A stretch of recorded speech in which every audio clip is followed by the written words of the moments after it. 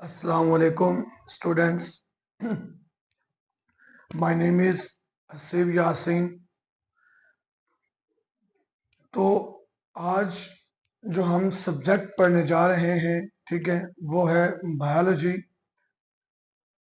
हम 9th class की जो बायोलॉजी है हम उससे शुरू करेंगे कि बेसिकली बायोलॉजी होती क्या है, ठीक है।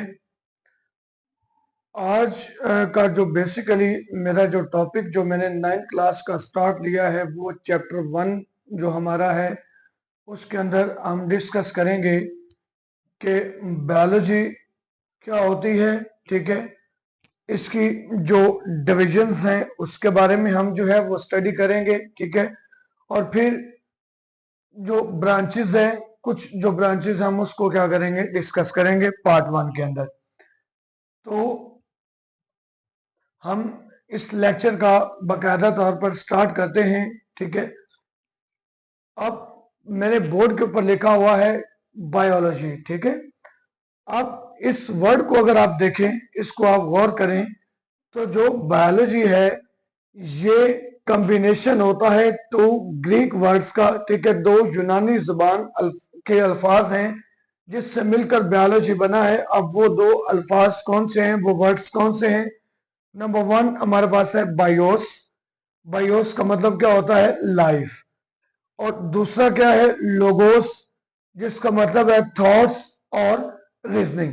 यानी कि थॉट्स और रीजनिंग, कोई भी आपको बायोलॉजिकल जब प्रॉब्लम आता है उसके बारे में कोई भी थॉट्स, उसके बारे में सोचना और क्या करना, वजह तलाश करना।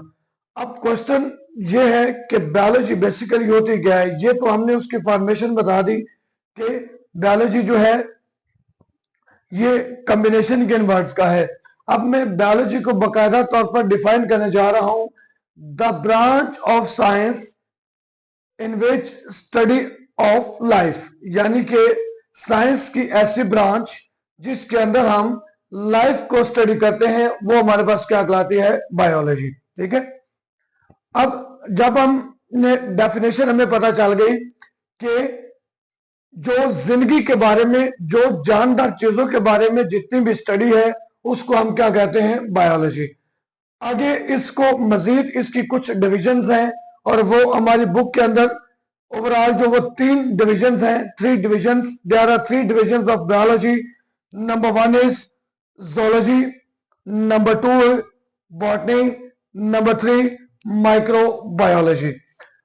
अब zoology क्या है, ठीक है। zoology the division of biology in which study about animals, ठीक है।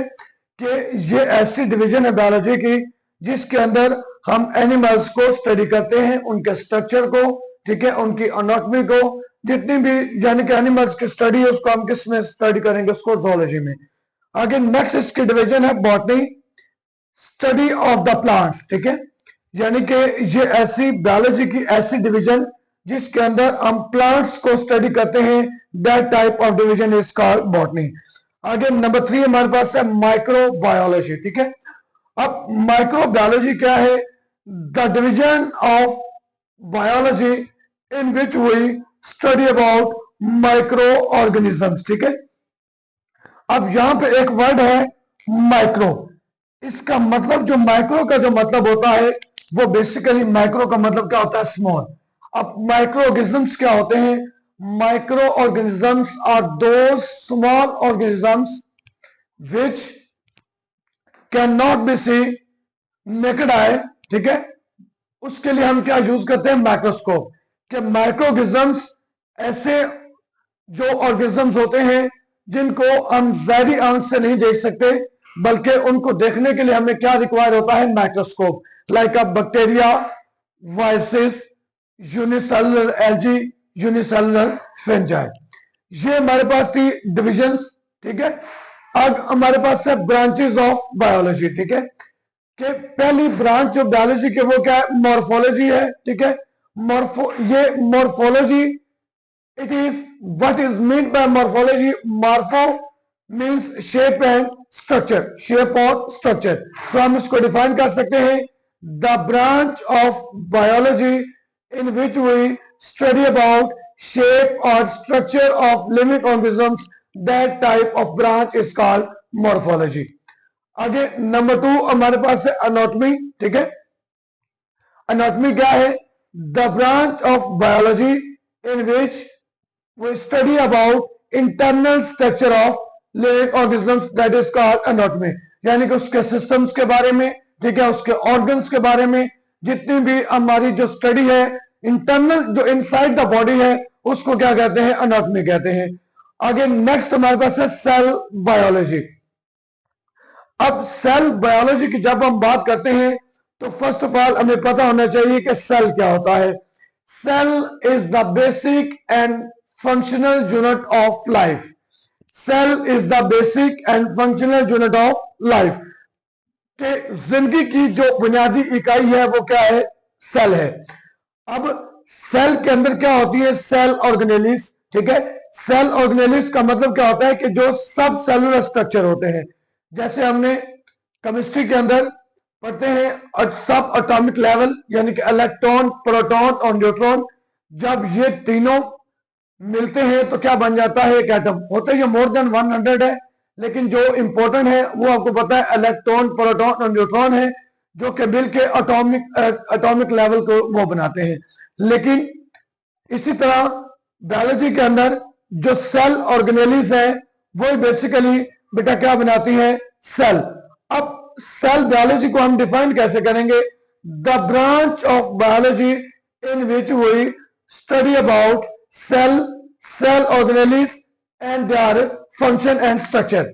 यानी कि हम बेटा सेल का और सेल ऑर्गेनेलिस का जो फंक्शन है और जो उसका स्ट्रक्चर है, जब हम इस कलेक्टिवली इन दोनों चीजों को स्टडी करेंगे, so that branch is called cell biology.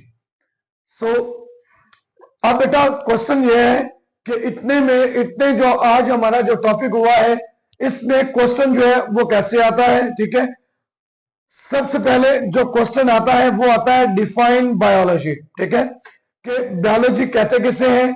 ठीक है, तो आपने लिखना है the branch of science in which study of life, that is called biology. ठीक है, तो आगे ये जो 3 ब्रांचेस मैंने लिखी है, अब ये अलग अलग शॉर्ट क्वेश्चन भी आ सकता है. Define morphology, what do you know about anatomy. ठीक है, डिफाइन सेल बायोलॉजी. अब ये इसका जो पार्ट 1 था, हम जो पार्ट 2 जो हम स्टडी करेंगे वो नेक्स्ट वीडियो के अंदर है. ठीक है, अगर आपको ये चैनल जो है वो पसंद आए तो इसको सब्सक्राइब करें और बेल के आइकन को जो है वो दबाएं, ताकि हमारी हर आने वाली वीडियो जो है आप उसको मुकम्मल देख सकें और आपको मजीद जो है इंफॉर्मेशन जो है वो मिलती रहे. Thank you very much.